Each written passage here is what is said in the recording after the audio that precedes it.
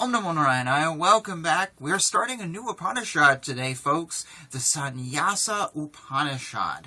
So this is in two sections. I might be wrong about that, but it looks like two sections. And so there's a little introduction, which we're going to read today, and then the rest of it, we'll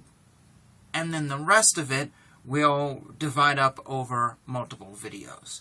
So I guess you could call today sort of the introduction, maybe, because it's only half a page, considering the rest of it's many pages. I think introduction's a fair thing to say. So here we go.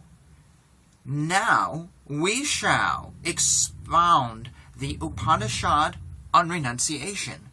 He who in due order of the stages of life gives up the primary inclinations, such as the desire for wealth, etc., becomes one who has renounced worldly life. What is this called? Renunciation. How does one renounce? One who guards himself by the following activities, who has for his renunciation the approval of his mother, father, wife, sons, and kinsmen, should assemble all the officiating priests known to him, and as before, with their approval, perform the Vaishvanara sacrifice for the welfare of all people.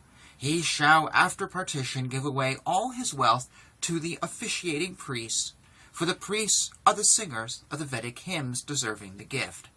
The 5 vital airs shall be symbolically placed in all the sacrificial vessels over the 5 sacred fires, shaving off his hair along with the tuft, snapping the sacred thread, and seeing his son, he shall consecrate himself with the mantras, "You are the god Brahman, you are the sacrifice, you are everything." If he has no son, he should consecrate himself thus, and not minding anything, proceed as a mendicant monk, eastward or northward.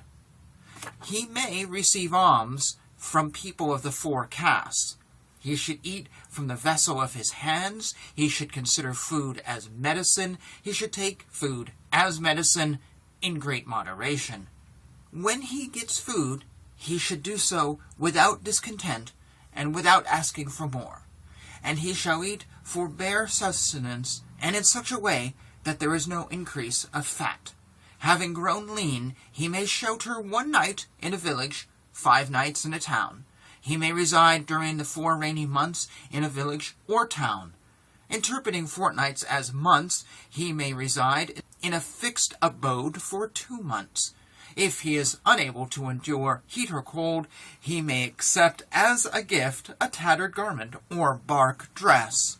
He shall not accept any other, for penance is to suffer pain with equanimity.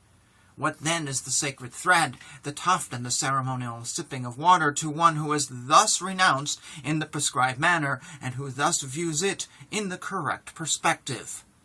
To him the questioner is this reply. This is his sacred thread, namely that he meditates on the Atman. The practice of Brahma Vidya is the tuft, that he quenches his thirst with the vessel of his belly, accomplishes the ceremonial duty with water that is present everywhere. His residence is at the bank of a reservoir of water.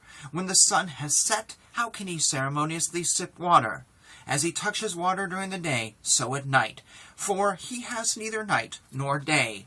The enlightened ascetic is above the restrictions of time. This has been said by the Vedic sage in a mantra. To him there is only one time, the day. He who knows thus realizes the Atman through this renunciation. And thus ends this introductory section. So there is a problem with this text, and it is in the translation, and I haven't ranted on translations in a while, but this one is huge. I'd like to read to you now a line from this Upanishad that I had to read you many times in order to get what you previously heard. But this is how the line actually is written in the book. He should eat as when he gets food, without discontent and not asking for more, like Oliver Twist, for bare sustenance and in such a way that there is no increase of fat. Yes, that's right, folks. The Upanishads, this one I couldn't figure out a date according to Alexa, but we know it's old, mentions a book that would not exist until the 1800s. And people wonder why we don't trust translations. Seriously, someone put in Oliver Twist in this, knowing that, the world of the 1800s would understand the reference, and, oh yes, this is just like Oliver Twist. But, oh my God. or imagine if I read something, like this, and it went, "He who knows thus realizes the Atman through this renunciation, like one finds in the Book of Mormon." I'm overwhelmed with what this translator was thinking. Yes, one can argue they were trying to make it easier for the writer, but clearly this is adding way more than interpreting a sentence, like trying to make a sentence clear. It's way more than just trying to interpret something from Sanskrit to English. This is literally adding a reference to a modern novel, like Oliver Twist.